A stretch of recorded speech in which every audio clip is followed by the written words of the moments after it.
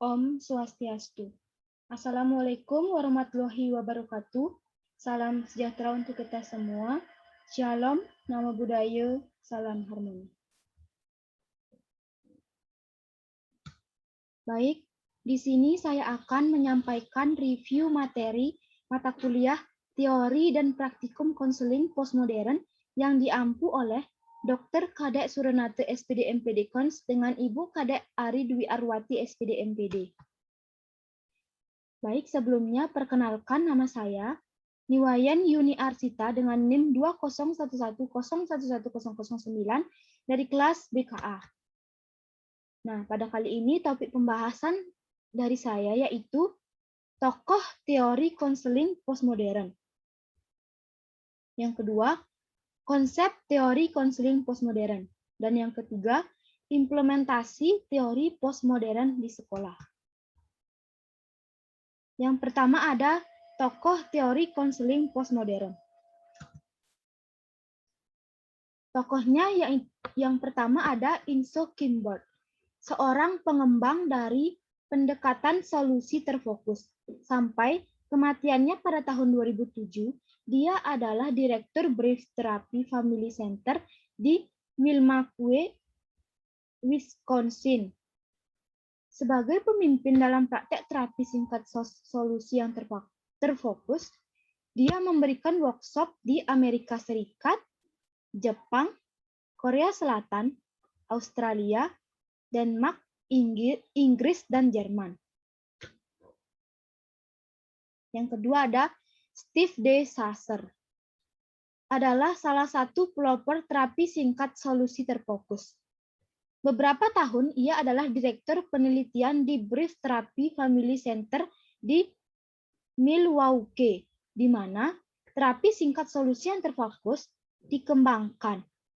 Dia menulis beberapa buku tentang SFBT, termasuk Kunci Solusi di Terapi Singkat pada tahun 1985. Yang selanjutnya ada Michael White, adalah salah satu seorang pendiri dengan temannya yaitu David Epson tentang gerakan terapi narasi. Dia berpusat di Dulwich di Adelaide, Australia, dan bekerja dengan keluarga dan masyarakat telah menarik minat internasional yang luas. Selanjutnya ada David Epson. Nah, adalah salah satu pengembang terapi naratif. Dia adalah Direktur Terapi Keluarga Pusat di Auckland, Selandia Baru. Dia adalah seorang wisatawan, menyajikan ceramah dan lokakarya di Australia, Eropa, dan Amerika Utara. Dia adalah penulis narasi sarana untuk berakhir terapi dan pendekatan aktif untuk masalah serius, serta terapi narasi dengan anak dan keluarganya. Yang kedua ada konsep dasar teori konseling postmodern. Pada abad ke-21, postmodern konstruksi alternatif sumber pengetahuan tampaknya menjadi salah satu pergeseran paradigma yang paling mungkin mempengaruhi bidang psikoterapi. Penciptaan diri yang begitu mendominasi modernis mencari hakikat manusia dan kebenarannya. Ada dua konsep dasar pada teori konseling postmodern, yaitu konsep dasar terapi berfokus dan konsep dasar naratif terapi. Konsep dasar terapi berfokus. Fokus adalah salah satu jenis introspektif khusus yang dapat memecahkan permasalahan-permasalahan individu karena merasa kebutuhan hidupnya tidak terpenuhi. Permasalahan diri sendiri dan kemampuan pengorganisasian kognitif merupakan satu keuntungan tambahan. Selanjutnya ada tujuan konsep dasar terapi berfokus.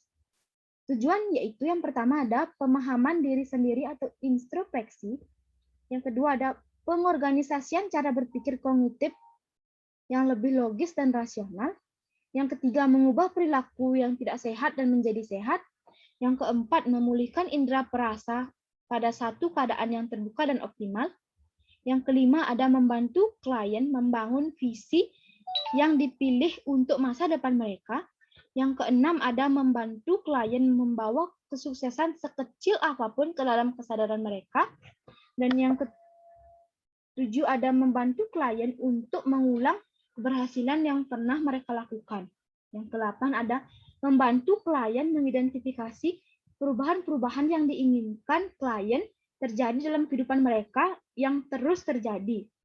Yang ke-9 ada pengubahan pandangan mengenai situasi atau kerangka berpikir, pengubahan cara menghadapi situasi problematik, dan merekam sumber-sumber dan ketentuan klien. Selanjutnya ada tahap-tahap terapi berfokus. Berikut ada 3 tahapannya, yaitu yang pertama ada struktur bond. Pada tahap ini, pengalaman implisit perlu bagi interaksi yang berjalan dengan lingkungan yang tidak berfungsi. Selanjutnya ada parturian. Pada tahap ini, memusatkan perhatian pada indera perasa. Tahap yang memusatkan perhatian dan pikiran. Selanjutnya yang ketiga ada nasken. Pada tahap ini, ketika tujuan-tujuan yang ada tidak bekerja sebagaimana mestinya pada 2 tahap awal, mengingatkan kembali kapasitas mereka agar berfungsi dalam interaksi dengan kejadian yang sedang dialami. Selanjutnya ada konsep dasar naratif di terapi. Nah, dalam konsep dasar terapi naratif dianjurkan untuk membangun pendekatan kolaboratif dengan minat khusus pada klien dengan cara yang pertama, mendengarkan cerita-cerita untuk mencari tahu dalam kehidupan klien. Yang kedua, menggunakan pertanyaan-pertanyaan sebagai cara untuk melibatkan klien. Nah, adapun tujuan dari konsep dasar naratif terapi.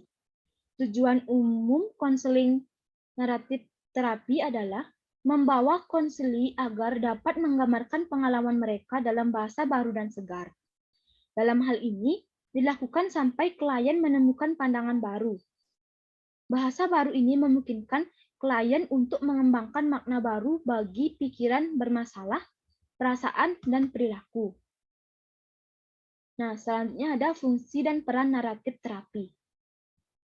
Fungsi dari naratif terapi yaitu untuk menanyakan pertanyaan-pertanyaan dari klien dan berdasarkan pada jawaban sehingga menghasilkan pertanyaan lebih lanjut. Selanjutnya ada perannya yaitu yang pertama ada membantu konseli mengidentifikasi hasil yang unik atau saat puncak-puncak, di mana mereka telah berhasil melepaskan diri dari masalah yang dominan. Yang kedua ada membantu klien mendapatkan kembali kehidupan mereka untuk keluar dari masalah. Sehingga dalam prakteknya seorang terapis narasi membantu klien mengevaluasi dan mengubah perilaku untuk terbebas dari masalah. Dan yang ketiga ada membantu klien membangun alur cerita pilihan. Selanjutnya ada proses-proses naratif terapi. Nah, di sini ada 8 proses, yaitu yang pertama ada berkolaborasi dengan klien untuk datang dengan nama yang dapat diterima bersama untuk masalah tersebut. Yang kedua, melambangkan masalah dan menghubungkan pada keinginan yang menekankan dan strategi untuk masalah tersebut. Selanjutnya ada menyelidiki bagaimana masalah telah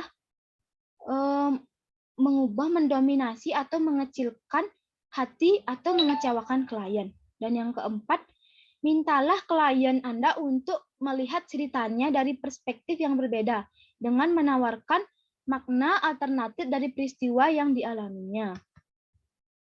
Selanjutnya ada yang kelima ada temukan saat-saat ketika klien tidak didominasi atau berkecil hati oleh masalah dengan mencari pengecualian untuk masalah ini. Selanjutnya yang ke-7 ada yang ke-6 ada menemukan bukti historis untuk mendukung pandangan baru dari klien sebagai orang yang cukup kompeten untuk menantang, mengalahkan, atau keluar dari dominasi atau tekanan masalah. Selanjutnya, yang ke-7 ada meminta klien untuk berspekulasi mengenai mengenai masa depan bagaimana yang bisa diharapkan dari kekuatan dan kompetensi seseorang. Selanjutnya, yang terakhir, menemukan atau menciptakan audiens untuk memahami dan mendukung cerita baru. Tidaklah cukup untuk membaca cerita baru, tetapi klien perlu untuk hidup baru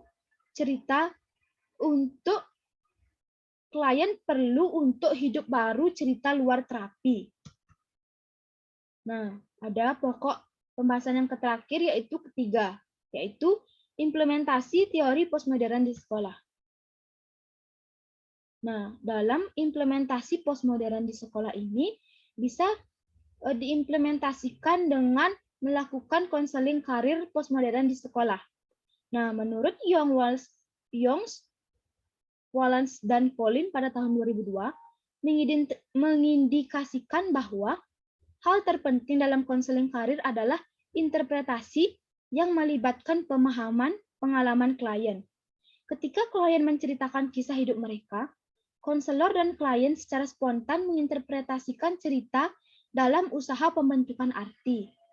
Bagi konselor, tujuan proses interpretasi ini adalah yang pertama, untuk mengetahui pandangan klien. Yang kedua, untuk membantu klien peduli terhadap konseptualisasinya dan bagaimana hal tersebut dapat dilakukan dalam rentang hidup mereka. Yang ketiga, untuk mendukung klien dalam penerapan gagasan-gagasan. Dan yang terakhir ada untuk mempertahankan konstruksi klien dan tidak meninggalkannya demi ide-ide yang lebih ilmiah seperti tipe, sifat, dan kepribadian. Baik, sekian yang dapat saya sampaikan.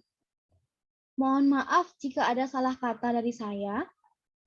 Terima kasih sudah menonton dan menyimak video saya. Saya tutup dengan Paramo Santi. Om Santi Santi Santi Om. Wassalamualaikum warahmatullahi wabarakatuh. Shalom, namo buddhaya, salam sejahtera untuk kita semua, salam harmoni. Terima kasih.